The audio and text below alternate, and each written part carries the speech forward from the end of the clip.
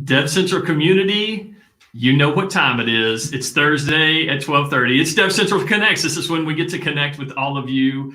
So I'm John, and this is Jason. Jason, how's it going today, man? It is going fantabulous. Love it. Love it. So, hey, we've got an amazing show today. And as always, we stream live to YouTube and LinkedIn and Periscope. And so if you've got questions or comments, you can type them on in there in the comment section and interact with us. And we will maybe even highlight one of your questions or your comments. And so we love doing this every single week.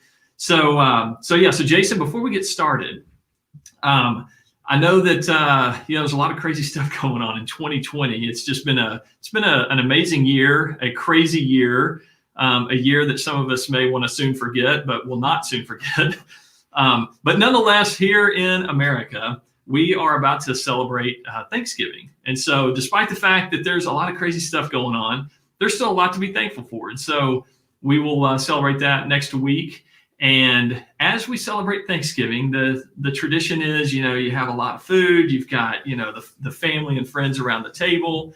And so I wanted to ask you, what is that dish at Thanksgiving that is like the go-to Rom family special, maybe the side dish or, whatever it is? Wow. Okay. So I can't limit it to just one. So I got to go 3. Of course. My dad's fried turkey. Man. He's got that deep fryer out in the yard that's ready to be added to the SpaceX Stage 1 launcher. Just if you don't get it dialed in quite right, it's like right on the edge of danger. But the deep fried turkey would be number 1, and then green bean casserole always is on. Is that the one that's got the little French fried onions on the top, yes. And you kind of not bake, on top like or I'm sorry, they're baked in and on top. And on top, yeah. Yes. So it's both, okay. You can't have enough French fried onions. No. And then the third one would be my mother-in-law introduced me to these. We make these sometimes. Like you take those crescent rolls, the canned crescent rolls, of course. And you just kind of stretch them around a marshmallow and pinch it all so it's like just a big dough ball around a marshmallow. Wow. And you bake that. Throw that in the oven. And throw that in the oven, and then so the marshmallow just kind of decomposes into a nice, awesome, just becomes sugary layer on the inside of the puff ball, and it's amazing. One thing I love about Thanksgiving and maybe other big holidays or whatever is that some of the side dishes that you have during the meal would at any other time be considered a dessert. And so anyway, that sounds like one of those, because I assume that's not the dessert, or would that be the dessert? No, that's just in the place of a regular roll. Right. We don't have a roll. We have a roll. We haven't gotten to desserts yet, John. You said sides. Fair enough, man. Fair enough. I just love it that we bring the dessert into the side dish. Yeah. So and I gotta love Mr. Rom, man, your dad living on the edge with the turkey fryer. Oh yeah. As a wise man once said, if you're not living on the edge, you're taking up too much space, right? So way to go, Mr. Rom, man. Keep frying those turkeys. So for me, I would say it's that sweet potato casserole that is also like a dessert. It's the sweet potatoes with about 50,000 cups of sugar and butter and the like pecans and all that stuff. So it's like, man, this stuff's just so amazing. I just sit there and eat that all day. I think that's the only way I can eat sweet potatoes is that way. Yeah. I mean, only in America, right? We take a sweet potato and be like, no, it's not sweet enough. We got to just start throwing the stuff in there. So good stuff, man. So, hey, we see Sarah Body out there and everything. I love it. It's like music and music. I can't pick 1 or 3 or 5 turkey, fried, baked, stuffing, 20 plus sides. That's fries, awesome. Fried, and everything fried. It's all good. Yeah, man. If you can't fry it, you don't need to be eating it, I guess, whatever. So it's good stuff. And then IQ Blackhawk. Whoop, we see you out there. Yeah. We see you out there. Although I don't know, maybe we don't see you. Blackhawk, maybe it's someone else. I don't know. So it's good to good to see everybody. Well, hey, before we kind of get going here, I know we had maybe a little announcement or some shows that are coming up. I don't know if you wanted to show those absolutely. Really quick. Some upcoming events that we'll have. So the first one is actually it's on Tuesday.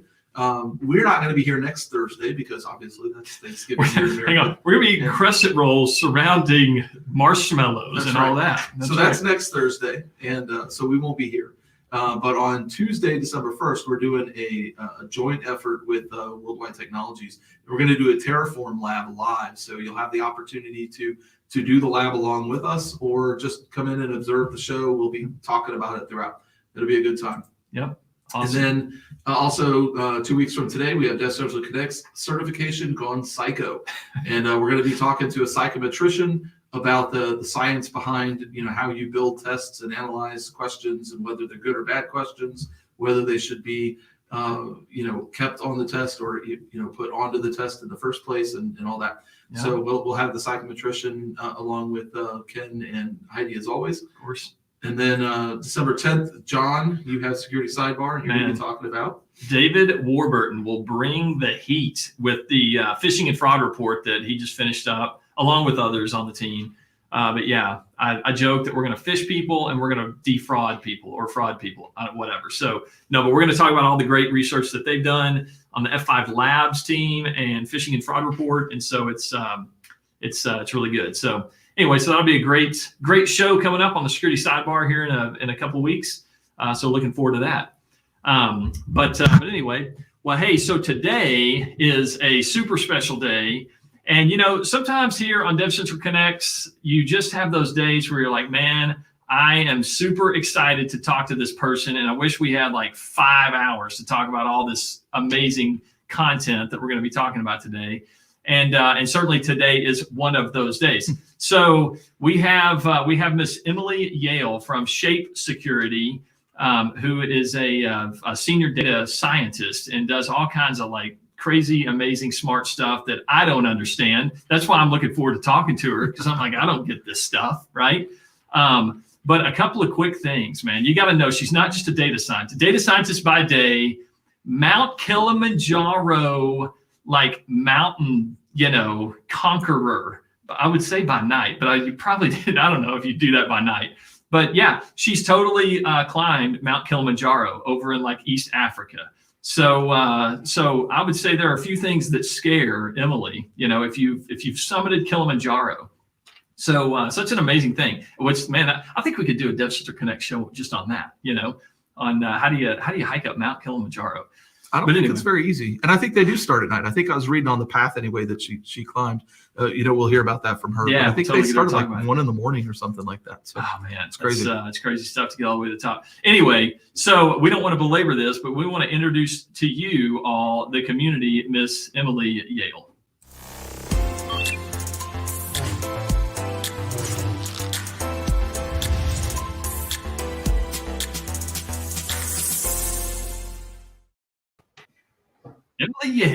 Emily Yale, been to the top of Mount Kilimanjaro. Yeah. It's super quick. How was that? It was awesome. You actually do it at night. You want to like reach the summit for sunrise. So you might start maybe at like 11 or midnight. We started around midnight heading up. So the whole way up is by headlamp. Yeah. Just you got the thing on, right? Yep. Wow, man. Make sure you put some good batteries up in that thing, right? Yeah. Double checking that a couple times before we go. And are you like climbing without oxygen? Or are you climbing with oxygen? Because that's not like oxygen. It's like low altitude or anything. Yeah, it's over 19,000 feet, so it's pretty high, but you don't need oxygen. That being said, you're not exactly running as you make your way up either. So, right. You're moving slowly, taking your time, getting air when you can. No doubt, man. I remember when I was doing flight lessons, like if you're going to be above 12,500 feet for more than 30 minutes, like the FAA regulations are that you have to have oxygen on board and you have to be taking oxygen. So, the base camp, where's base camp for that final climb? It's around 15,000 feet, I think. So you do most of the work in that final push. Yeah. Wow. That's goodness. Crazy. I've got to do that one day. I don't even know. So I need to start I need to start doing a lot of stuff, saving up my money, but also start walking east so I can get to Kilimanjaro one day. Right? I'll watch your live stream, and I'll enjoy. I'll watch it from the couch while eating some Cheetos I could do and some marshmallow. How crazy would it be to do a DevCentral Connects live stream from the top of Mount Kilimanjaro? I don't know what the Wi-Fi connectivity is like up there, but maybe spotty. I don't know. Yeah. So good stuff, man. Good stuff. Well, that's awesome, man. Super impressive stuff, Emily, and it's a pleasure to have you here today. So thanks for being here. And so one of the things that we wanted to kind of dive into is, of course, Shape Security and what Shape Security does. But one of the big parts of that is centered around artificial intelligence, right? So maybe for those of us, myself included, that don't understand artificial intelligence that much, give us a little bit of a background, like what is that? Sure. Yeah. I mean, I think we're hearing that word or that acronym from a lot of companies these days that are, claiming to use AI. So, I mean, the goal of AI generally is to bring human intelligence to machines. So AI algorithms enable machines to learn, reason, behave, and otherwise act like humans would. Mm-hmm. And so sometimes AI gets classified as either strong or weak. And so a weak AI system can only perform one task.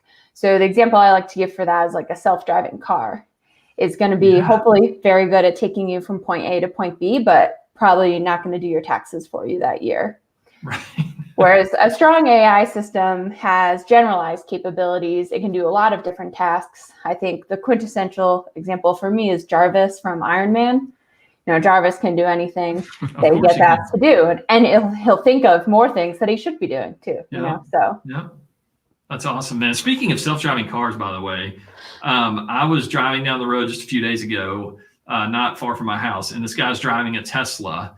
And I use the word "the guy's driving" very loosely because he was just about like laying down flat in this thing with his eyes closed. And I'm like, let's stay away from that guy. I don't know if Tesla's kind of there yet with all that stuff, but it's, but I mean, the self-driving cars, that seems to be one of the areas that we're kind of moving toward, right?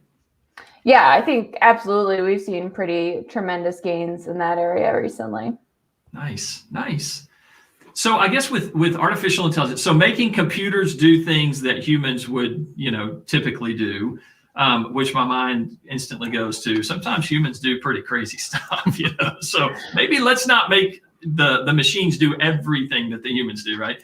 But when it comes to like computer security or bot security, Shape security, how does that start to play together?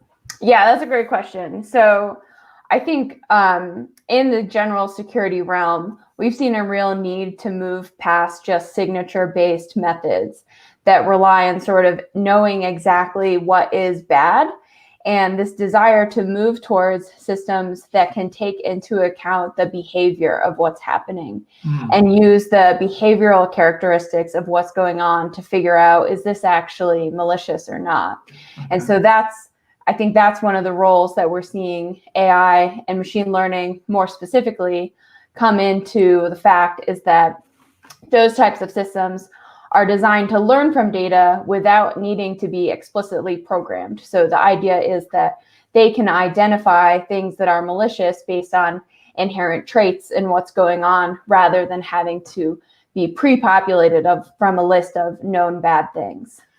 And I know that's been one of the things with like some of these signature-based, security features or technology or whatever. And so people just say, hey, I've got a bunch of signatures, and if this exact, set of events matches the signature, then I know it's bad.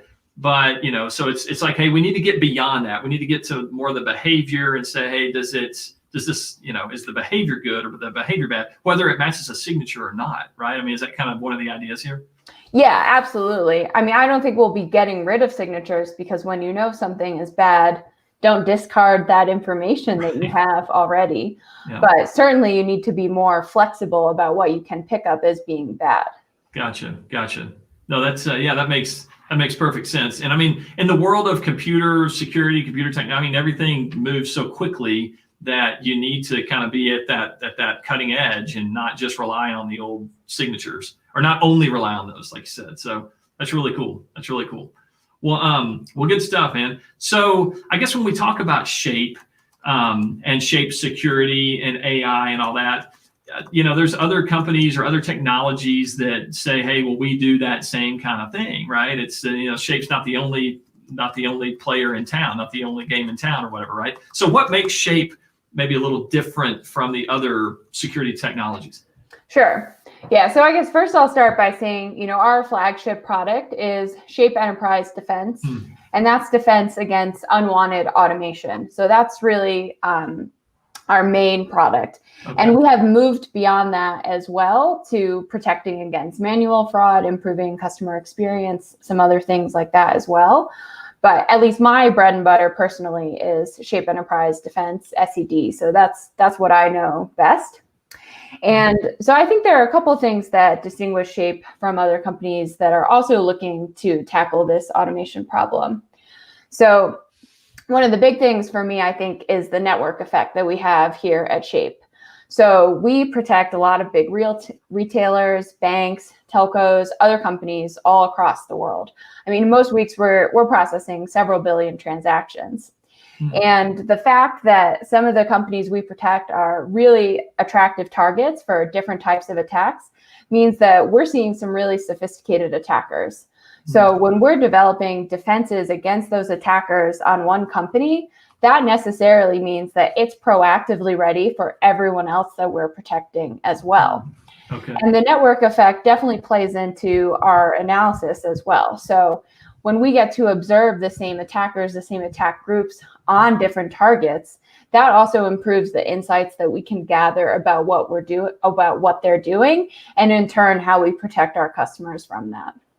That makes perfect sense. So it's like if I'm a big bank or a big telco, whatever, and even though it may be like a competitor bank down the road or whatever, the fact that the attackers are coming after me and the way that they come after me is going to be probably similar in a lot of ways to the next bank, right? Or the next big target. And so, so as you guys build the defenses in or the intelligence on how these things work, then you can use them now.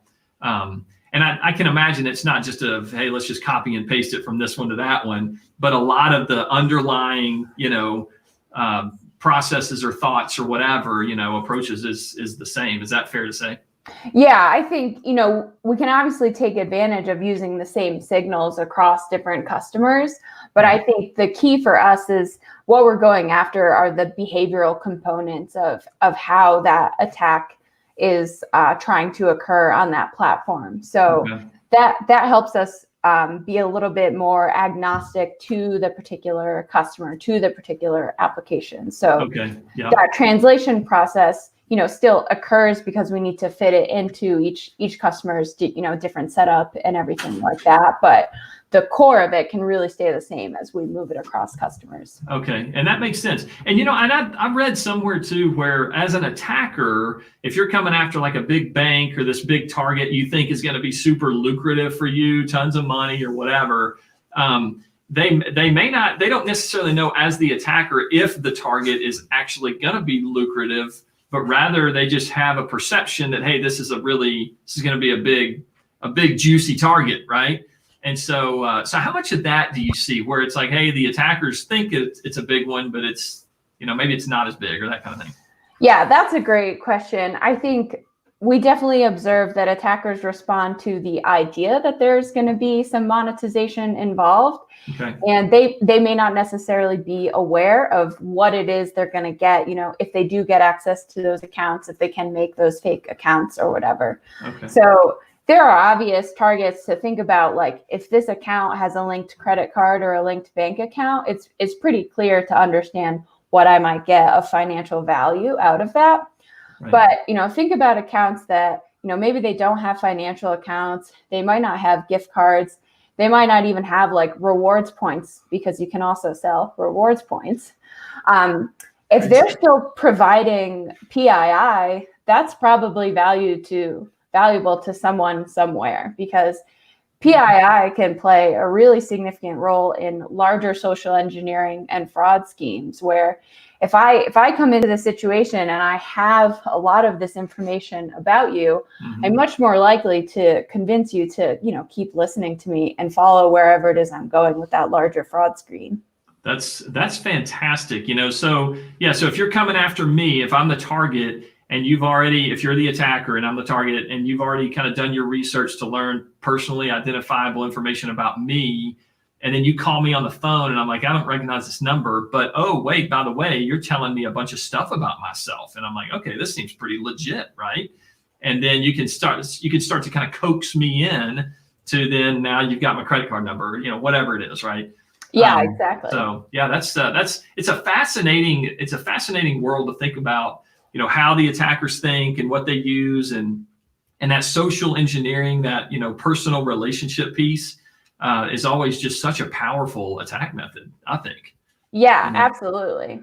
So yeah, well, that's fascinating to know that, that's a part of what Shape is looking at to try to protect ultimately against that stuff also, so that's really cool. Well, hey, you mentioned too that you guys that Shape is you're a managed service company, and so a quick question about that. I've seen with some security customers where they say, hey, we've got our company and we're focused on just taking care of our customers and we need to do our thing and keep our website up, but really what I got to do is, I don't know, if I sell landscape bricks, or I just made that totally up, whatever it is, I need to focus on that. I don't need to focus on my cybersecurity stuff.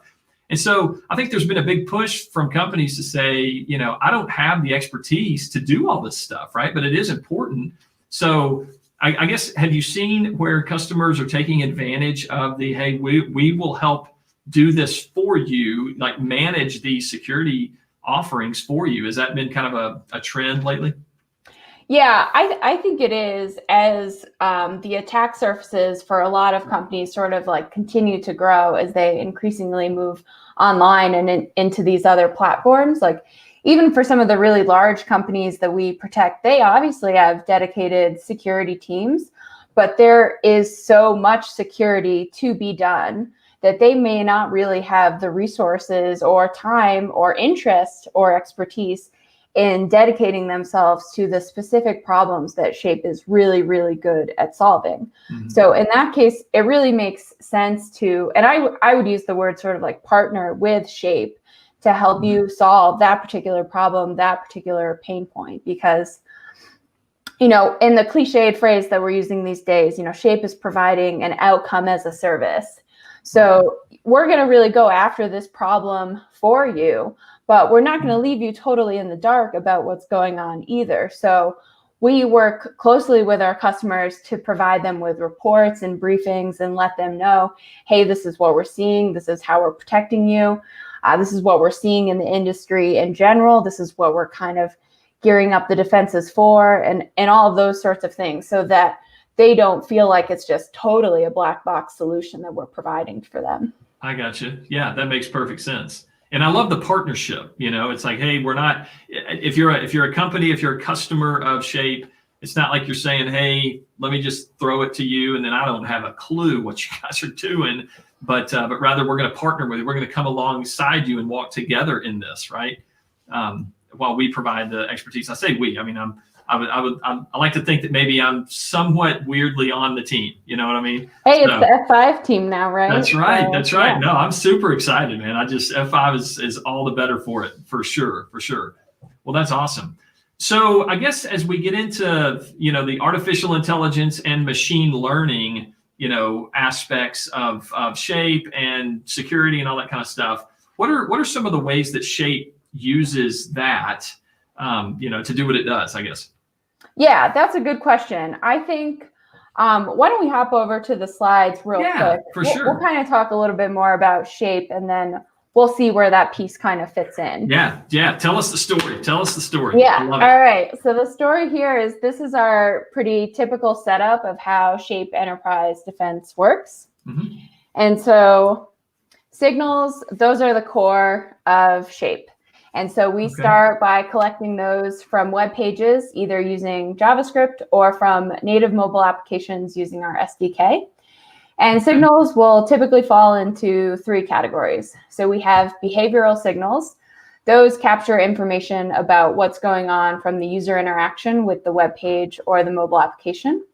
We have environmental signals. That's looking at the browser environment and the general computing environment.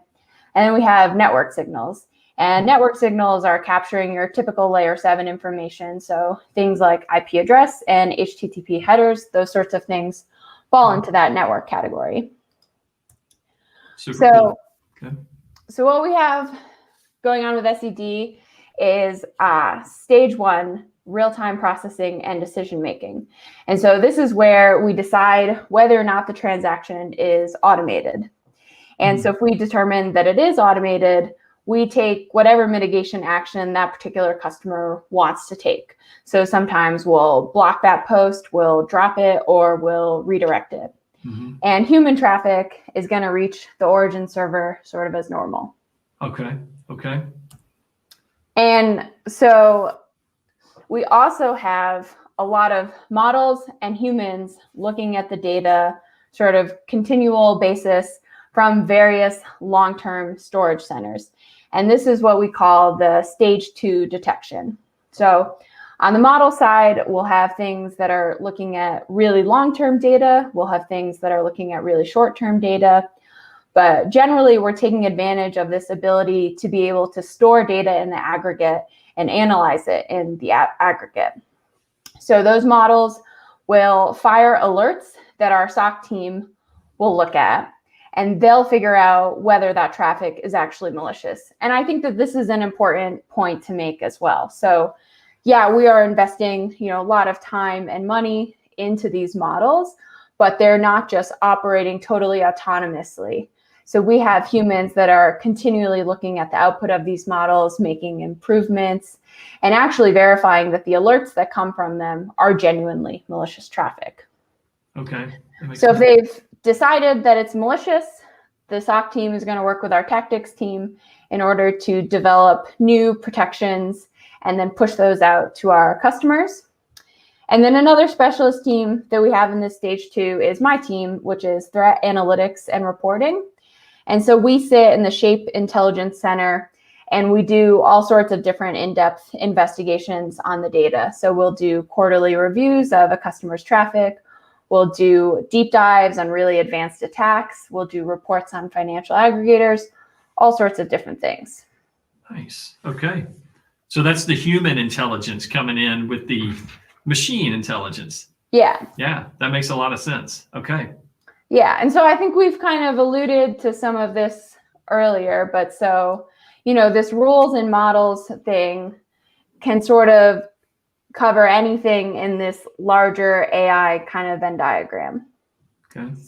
So we talked a little bit about kind of like what AI is, and I know a lot of companies will throw out machine learning as being pretty interchangeable with that.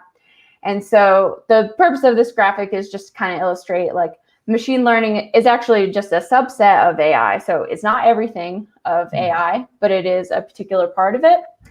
And in machine learning systems, what we're trying to do is get a system to automatically learn from data without having to have been programmed.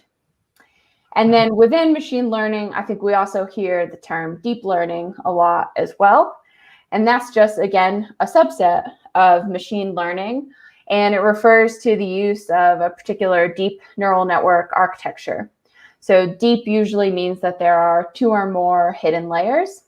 I think probably an example people might be familiar with would be like a convolutional neural network, or a CNN has gained a lot of popularity as being a really good image classification system. And so that's a particular deep learning model. Okay. Some of those image things are fascinating to me, where it's like, if I'm like trying to, organize my pictures on some kind of online picture place, right? And it's like, oh, hey, look, John, here's like every place that you're in a picture. And I'm like, wait a minute, how do y'all know that about me? What just happened? That's some deep learning right there, Yeah. And my robotics teams that I've mentored in the past, they're using OpenCV or TensorFlow or something to, train, the field of play so that they can recognize balls or blocks or, goals and all that so that they don't have to program go forward 3 feet, go to the right 8 feet. It's like they can actually just kind of sense their environment, and they do it through the machine learning algorithms. It's awesome. Yeah, really explore the space. That's awesome.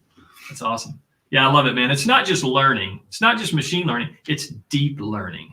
It just sounds like, people are just, stuff is just really getting smart at that point. It's such a deep learn. Awesome. No, that's fascinating. So and it's kind of cool to see that while people may interchange those terms, hey, artificial intelligence, let me throw around, hey, let me just sound like I've got all the buzzwords today. This gives us a lot better picture of what that is. Machine learning is a subset of artificial intelligence and so forth. So super cool. Everybody loves a good Venn diagram. And by everybody, I mean me. Yeah, you can't beat a good Venn diagram. There's no doubt about it. That's awesome, man. Well, good stuff. Well, I didn't mean to cut off your explanation of the slide here. So if you had more, I didn't mean to stop you there. Well, that's pretty much the basic. We can talk more about what any of these things kind of mean specifically, but Sure. No, that's awesome. And I think too, just to go back really quick from an overview perspective of Shape and just the actions that it takes, is as a user goes to request the origin server, the web application, then Shape, if I understood you right, Shape is going to do kind of that initial check and say, hey, is this malicious? Is this bot activity or not?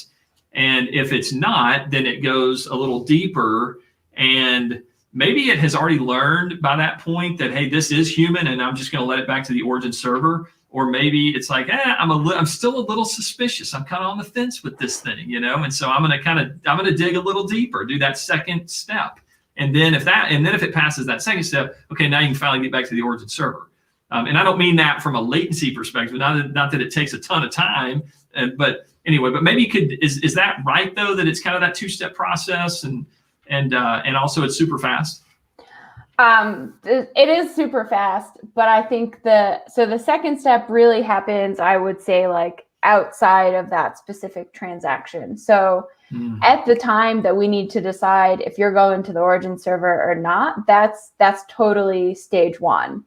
Okay. And everything that we're seeing gets pushed into long-term storage. So we don't kind of assume what we're already flagging as automated is automated and we never need to look at it again. We're collecting all of that data for the stage 2 analysis. And so stage 2, I think maybe to think of it like asynchronously, is happening sort of parallel times. Okay. So if we do decide, hey, that wasn't actually human, this is an attack that's going on, that's when some new countermeasures will get pushed out and they'll become part of stage 1. Gotcha. Okay, so the learning part of the modeling, if I'm hearing you correctly, is not a real-time exercise. The data as it comes is enacted by existing models, but as those models become better over time on the stage 2, then those are fed back in for the next set of real-time transactions. Yeah, so we're continually taking what we're learning in stage 2 to improve the things that are in stage 1. So that's going to be, potentially totally new signals that will develop in telemetry that we're acting on in stage 1, along with different like rules and threat intelligence packages and things like that are all part of what we're doing in stage 1.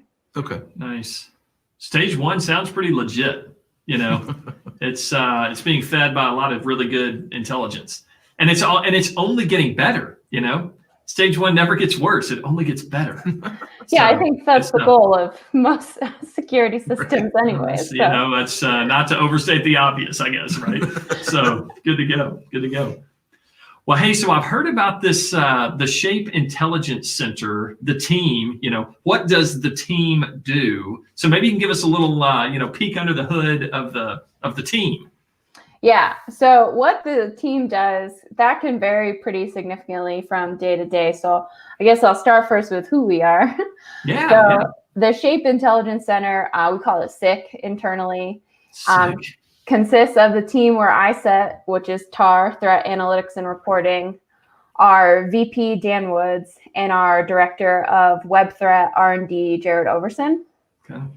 And so generally the TAR team works on analysis tasks.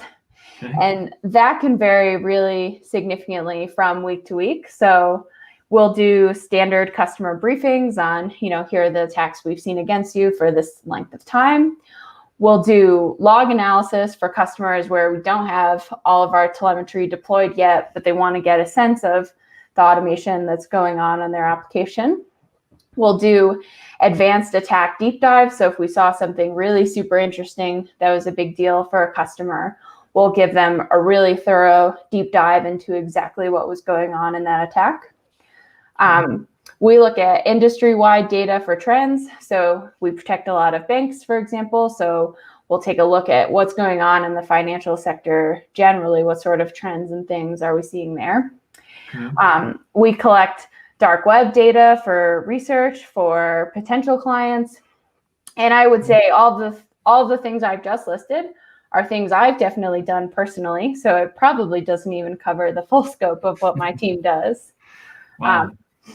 Generally, our work is kind of a combination of, what do our customers need, what are their requests, and what things are we interested in. So we're sitting with all of this data right at our fingertips. And the fact that we have this space and ability to just dive into interesting questions we have really is what makes no 2 weeks look the same. Yeah, that's fascinating. Yeah, so that's, when you go into work every day, you're like, I don't know what I'm about to get into, but it's going to be awesome, right? Yeah, every Monday I'm like, well, we'll see what we're going to do this week. See what happens. No doubt. That's amazing. That's amazing. And frankly, I just, anecdotally, I love the fact that your acronym is SICK, Yes. in a good way, that's the kids are saying that these days, like that was super sick, like in a good thing. So good stuff. Well, awesome, man.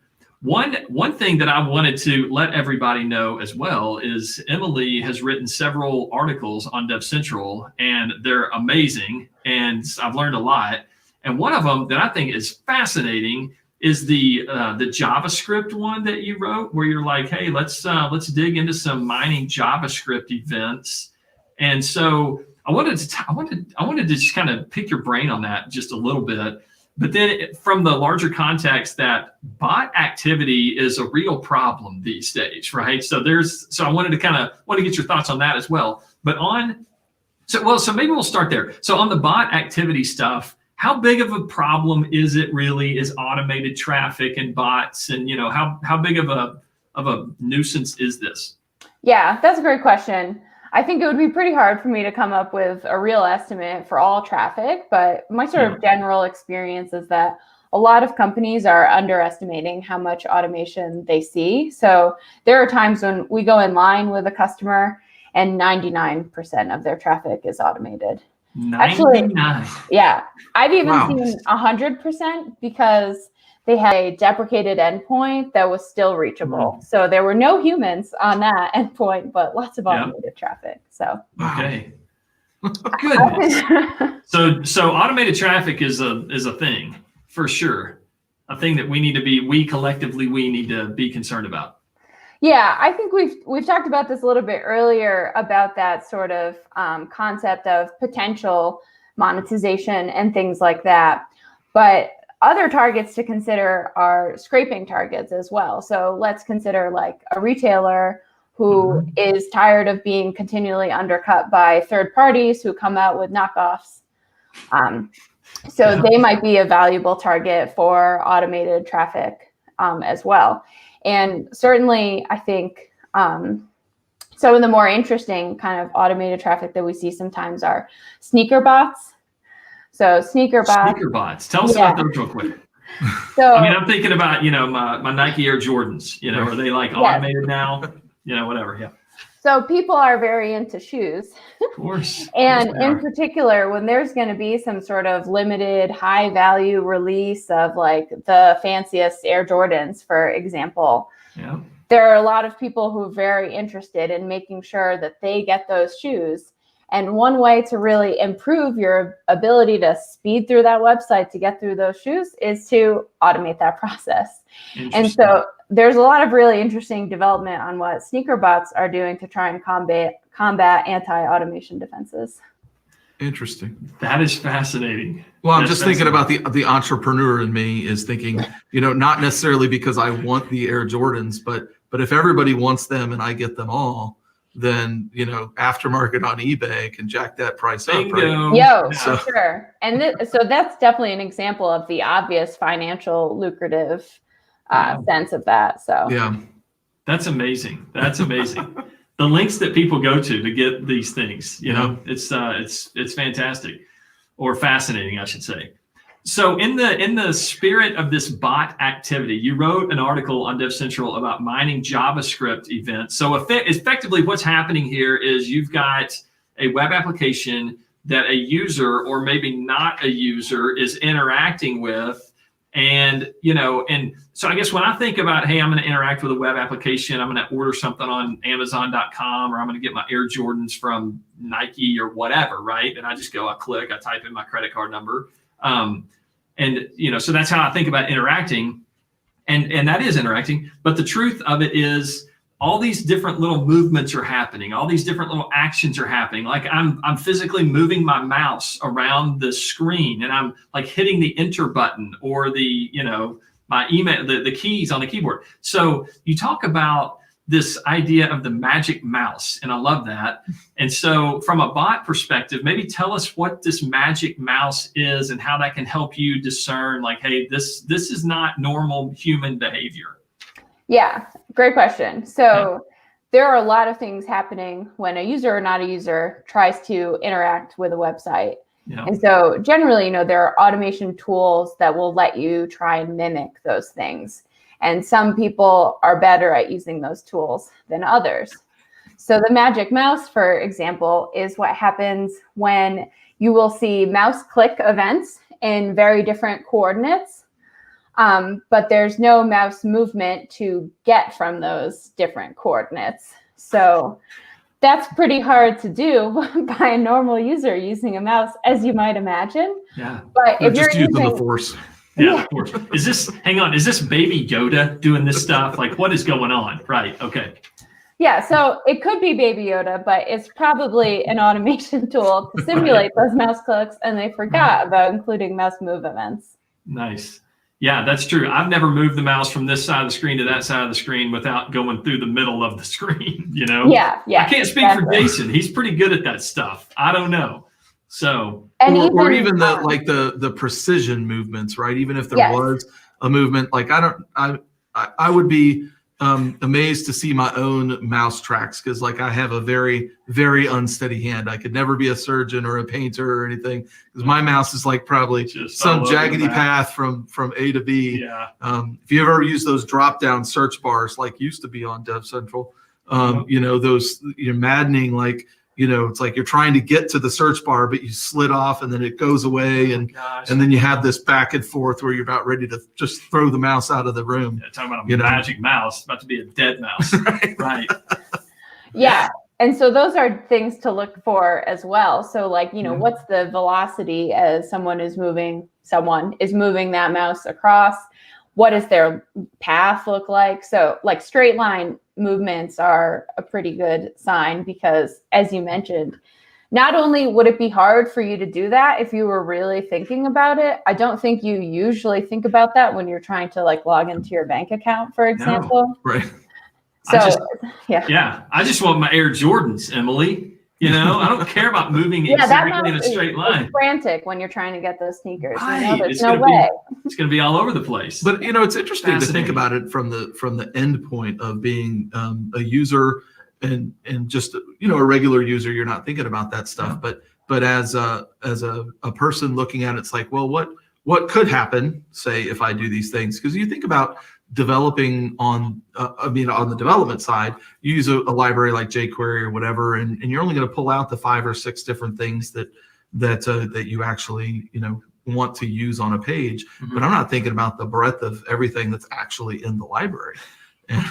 And so being able to attack that entire surface is that was interesting to read and think about those things, like not just how do you use the interface, but how is that interface really used in the end user experience. Yeah. Fascinating. So one other thing you talk about in that JavaScript article are the key events. So literally, when I gotta admit, when I said, what about those key events, or how about those key events? That's like the headline. I was like, are these like keynote events? Are these like super special events? But no, I'm talking about the keys on your keyboard, right? And which just quickly, parenthetically, I gotta brag on you, Emily. You are an 85 word per minute typer. I am. Yeah, that's right. That is also, yeah, that's not human. It's like, we're not. Yeah, goodness. Hang on. So really quick, where did you learn how to type? I actually took keyboarding in high school. Okay. So start early and I've been developing these skills for a long time. So that's unbelievable to me. I haven't tested myself lately, and I think probably like kids today, I don't know. I feel like they don't really learn how to type. They're just doing this with the thumbs and the texting or the voice, stuff. So I also learned a keyboard in high school, but I don't think I cracked 55, and that was with a lot of errors. Right. So yeah. I took a little keyboarding class in, I think it was high school. Yeah. You see how beneficial that was. I don't even remember what it was. So you took keyboarding on what kind of computer did you take keyboarding? We're going to see how much older I am than you. Oh, I don't know though. I don't remember. Yeah. I was on an IBM 386. 386. And it was like brand new to this, like Windows 3.1. Like, whoa, the 386 DX or whatever those were. It was back in the day. That's awesome. They still had like the mechanical keyboard, so it was like you could hear the little click. It's like an actual typewriter. That's awesome. Yep. Good stuff. So anyways, I digress a minute, but 85 words per minute, that's super impressive. All right, so but the key events, like when you interact with your keyboard, then correct me if I'm wrong here, but the way that it came across to me is that the key on your keyboard is either going to be in a downward pressed state or an upward, maybe not pressed state at all because it's up, or maybe in the act of being pressed or that kind of thing. So maybe clarify that, and then how do you use that to figure out like bot activity? Yeah, great question. So when you press a key, there's really 3 different events that are happening. It's key down, key press, and then key up. Okay. And so there's these 3 different events. So all 3 of those will have timestamps associated with when they happened. Interesting. Okay. And so when a normal person types, there's going to be kind of a delay between the key down and then the key up event that happens a little bit later. Because it's a product of your keyboard, how long you held your hand down, all of those sorts of things.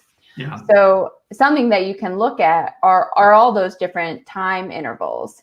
So when key down to key up is 1 millisecond, that's a little suspicious. I mean, that's Emily Yale speed. That's like, bam. That's faster than Emily Yale speed. Goodness, I didn't even know that existed. Okay.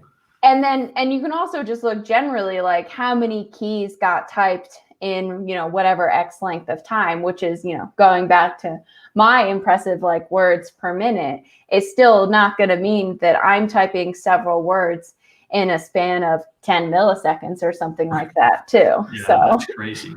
That's where they're just like using Selenium or something, and they're just pushing that's exactly what they're doing. They're still working on how to simulate human behavior, so they're not quite there yet, but they're trying. Yeah. So that was one of my questions is if I'm an attacker developing these bots, I mean, I guess on one hand, if I can make the job work and I get at the end of the day, I get my Air Jordans, then it's like, all right, whatever, if they detected me or not, I got my Air Jordans. But I would think that they would be constantly trying to get better and mimic human behavior. So have you seen an improvement in the bot behavior to mimic human behavior? Oh yeah, absolutely. Okay. And we can actually track that pretty well with some of the customers that we've been in line for longer. So to your exact point, people only want to put in exactly as much effort as they need in order to accomplish their stated goals. So if I can use curl to do everything that I want to do, that's it. I don't stop. Like I don't continue advancing my skills beyond that because I'm happy. Yeah. Exactly. Because it works. It works. Yeah. I got my Jordans on my feet. I'm good, right? Exactly. Okay. But we'll see attackers sort of like increase their complexity as they keep trying to bypass these defenses. So they're trying different things. So maybe they'll start like rotating the user agents that they're using. They'll rotate the IP addresses that they're using because they think maybe this defense is happening at the network level. Or they'll start using those more advanced automation tools. So maybe like Phantom.js or Selenium or something like that. But again, they're not going to be very good at mimicking those interactions right away. So those will still remain obvious telltale signs. But maybe they'll invest some research into, adding entropy in a reasonable way, or using their own interactions when they manually interact with things like, taking timings and movements and things like that from those interactions. Yeah. But really, I think what we see is if that's not being successful, they just kind of give up on the automated side and they turn to manual approaches. Yeah. So when you actually put humans behind the keyboard to get those Air Jordans, unsurprisingly, that traffic looks like human traffic because it is actually real people. It's legit. Yeah. And so that becomes like a new battle to try and look for these extra efficiencies that you'll notice from some of those types of manual fraudsters. Mm-hmm. So it's been a while since I played with Selenium, but I would think that you could record your transaction, because I used to be able to record a transaction like I go through as a human, and then I can replay that transaction with sanitized stuff as a template so that it can actually go through like me with the same delays. So I guess my question to you would be: would you see that as an automated thing, even though? Okay. Yeah, so that's something I frequently like to highlight, I guess, when I'm looking at interesting campaigns is like, and look, this exact same interaction was replayed for 500 of these different transactions. And I can break down how everything was exactly the same. The coordinates were the same. The speeds were the same. Some of the mouse things happened at the exact same timestamps across different transactions, those sorts of things. So what you're saying is I need to like then randomize each individual part of that script. So it's not just sanitizing the script itself, it's sanitizing the individual actions within that script to have randomization in there. Yeah, and you have to kind of do randomization well too. So if you just kind of insert it in the same places, well, that just becomes a different new pattern to see. You need to randomize your randomization, Jason. Yeah. Goodness, man. So that's why you just turn to humans as a result, instead of trying to figure out how to randomize your randomization. That's right. Yeah. Just hire some people or whatever, Exactly. That's right. And then frankly, and then at that point, you gotta, as an attacker, I guess you gotta start to ask yourself, what's the value of the target that I'm going after? And how much effort am I putting into this to get a pair of tennis shoes or what? I know we're using tennis shoes, but I don't know, but maybe it is a really high value target and you're really ready to go crazy on this.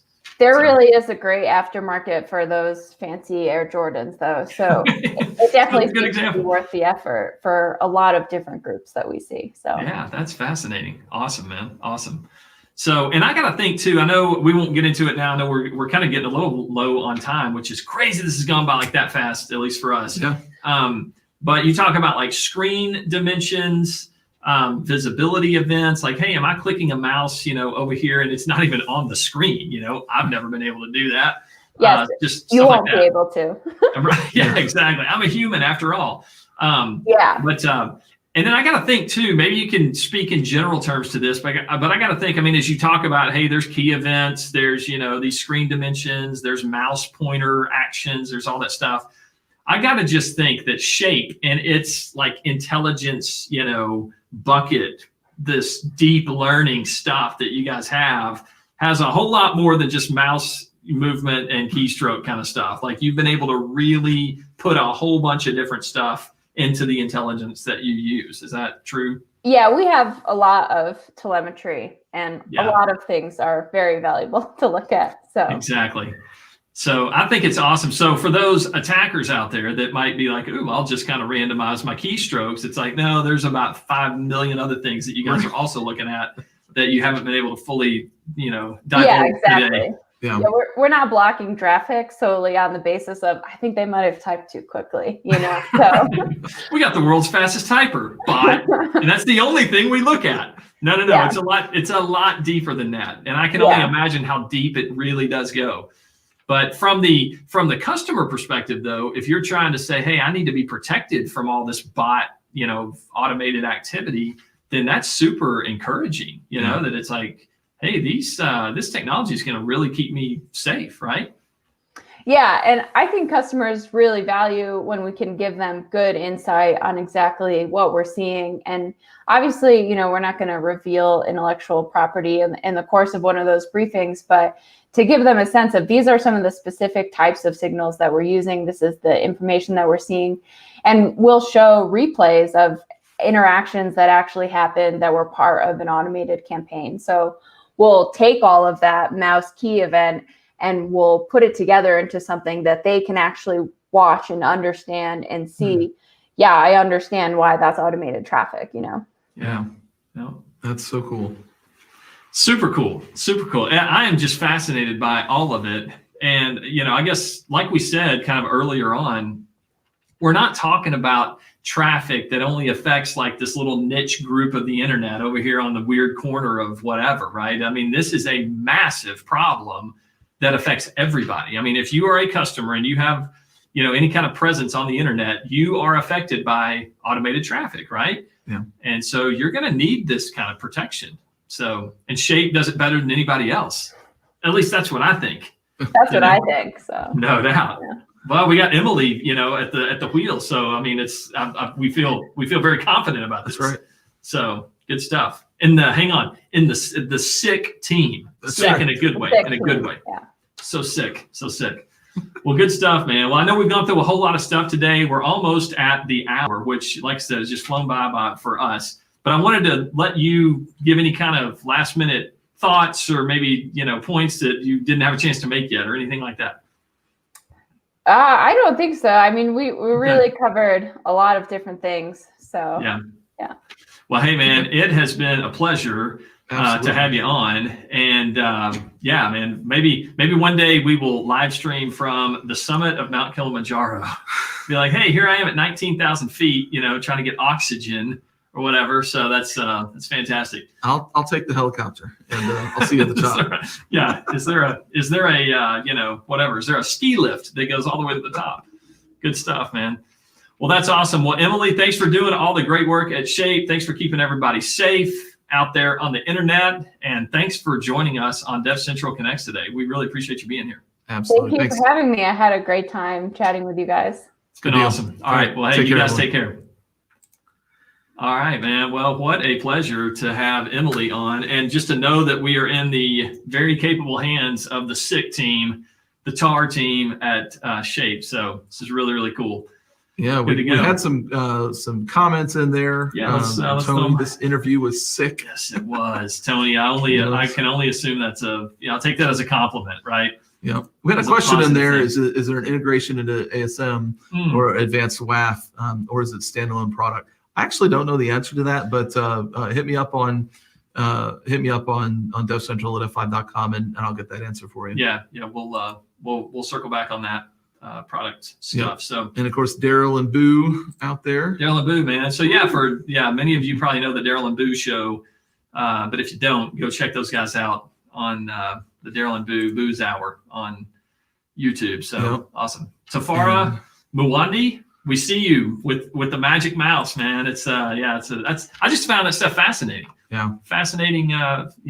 Things to be able to look at. Yeah. Well, I'm gonna play as we're saying goodbye here. Again, the book winners, guys, if you're watching, Charles or Anise already got your data, but Charles, Robert, Marcus, from the show 2 weeks ago, you're winners of John Campobianco's book. And so give me your information so I can get a book to you. And check it out. Hey guys, anytime Jason Rom offers to give you a book, take it. Take the chance. So that's right. And again, upcoming shows, December 1st, we're doing Terraform Live with WWT. December 3rd, we're going to talk to the psychometrician about how they build tests and how they analyze the data coming out of that. John's got Security Sidebar with David Warburton talking about the phishing and fraud report. Yeah. So a lot of cool stuff coming up, guys. Hope I guess guys and gals. And we're going to end the year Yeah. on a just a high note. We're going to sprint through the finish line of 2020 with all the shows and all the content and stuff. So it's going to be really exciting. So anyway, but next week, like we said, we are going to be in one of those crescent roll covering marshmallow comas is what I like to call it. Yes. So no show next Thursday. So there's no DevCentral Connects next Thursday as we celebrate Thanksgiving here in America. But we will be back, like Jason said, actually the following Tuesday for that special day, the Terraform, the live thing. So yes, we look forward to seeing everybody. But well, hey, Jason, it's been a pleasure. It's been great. Another great DevCentral Connect show. And to all of you in the community, we say thank you. We say thanks for being a part of the community. Thanks for making it what it is. And it would not be the greatest online community in the world without each and every one of you. So thank you. And I guess with that, we will sign off and say we will see you out there in the community. We surely will. Take care. Bye-bye.